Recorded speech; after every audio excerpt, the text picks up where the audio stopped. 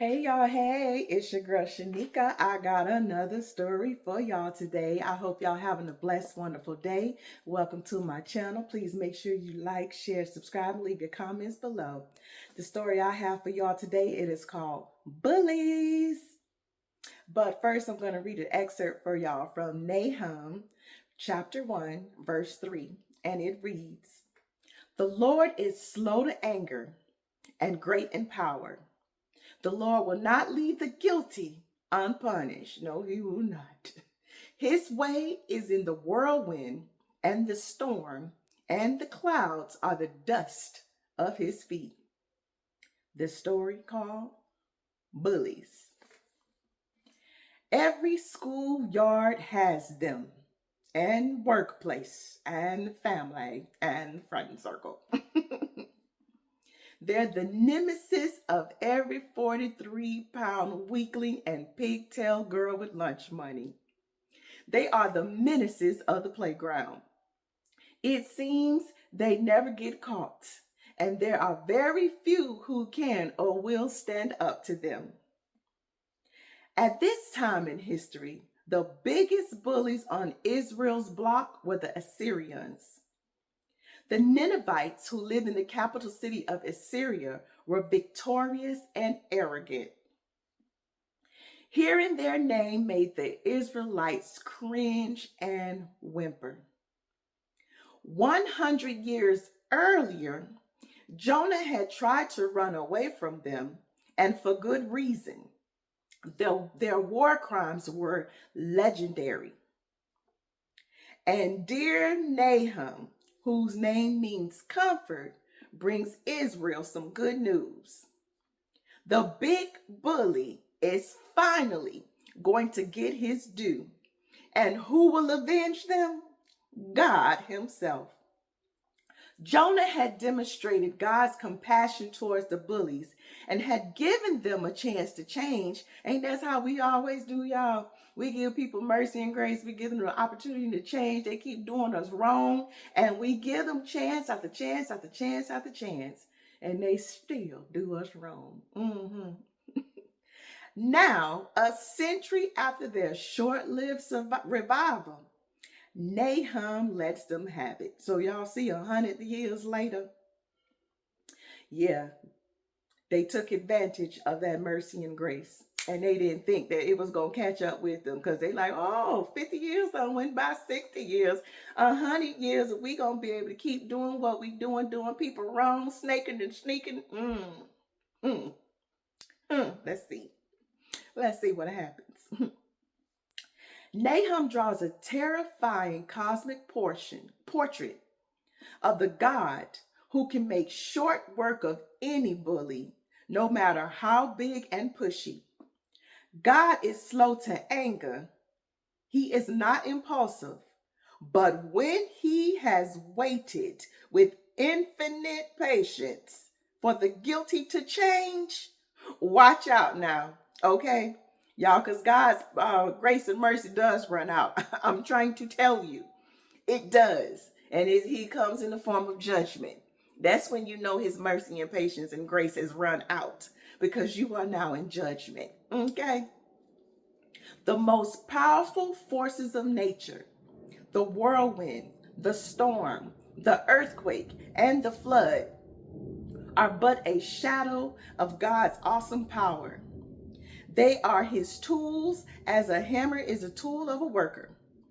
The real force is the strength behind the hammer. And this worker, Israel's God, has declared of the bullies, they will be cut off and pass away. But Nahum's portrait is a study in contrast and mystery. God is also good, a refuge in times of trouble. He cares for those who trust in him. God is both stern and kind, just and loving. Yeah, so when he come and lay that hammer down on you for the punishment, y'all, that thing ain't funny. I'm telling you now, I done been in judgment. Okay, and you having to look back at all the things you've done, but at the same time, you see how he had grace and mercy for you, how he saw and knew you was going to be a knucklehead. And then he still pulled you through it. You know what I'm saying? You had to go through it and get knocked upside the head, but he still pulled you through it. Okay? Anywho, the world is full of bullies. Maybe they've never looked at Nahum's portrait of God. The sight should strike as much terror in their hearts as looking up into the eye of a whirlwind. But as for you, keep Nahum's portrait in mind the next time you face a bully. God sees injustice, and in his time will avenge the helpless and the innocent. If Jonah's story reminds us that their day may not be today, then Nahum assures us that their day will certainly come. So if you have people in your life acting a fool, acting stupid, doing you wrong, doing everybody wrong, and you sitting there wondering when their time gonna come, just wait. And I tell you now, do not seek vengeance.